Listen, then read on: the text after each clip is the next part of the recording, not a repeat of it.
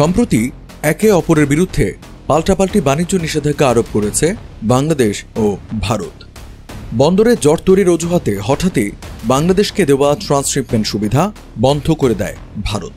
এরপরই দেশি শিল্পকে রক্ষার লক্ষ্যে ভারত থেকে স্থলপথে সুতা আমদানি বন্ধ করে দিয়েছে বাংলাদেশ।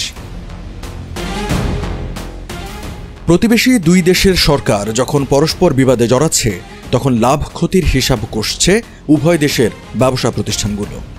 ব্যবসায়ীদের মতে পোশাক কারখানায় প্রয়োজনীয় সুতা সমুদ্র ও আকাশপথে আমদানির সুযোগ থাকলেও খরচ অনেক বেশি।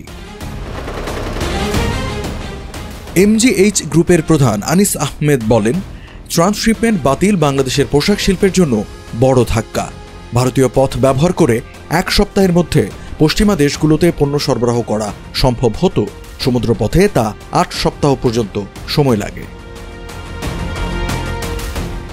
এদিকে স্থলপথে বাংলাদেশ থেকে পোশাক আমদানিতে নিষেধাজ্ঞা চেয়েছে ভারতের পোশাক রপ্তানিকারকদের সংগঠন। এতে দুই পক্ষের দ্বন্দ্ব আরও ছড়িয়ে পড়বে বলে মনে করেন বাংলাদেশি বিশ্লেষকরা। অন্যদিকে মোহাম্মদ ইউনূসের চীন সফরের সময়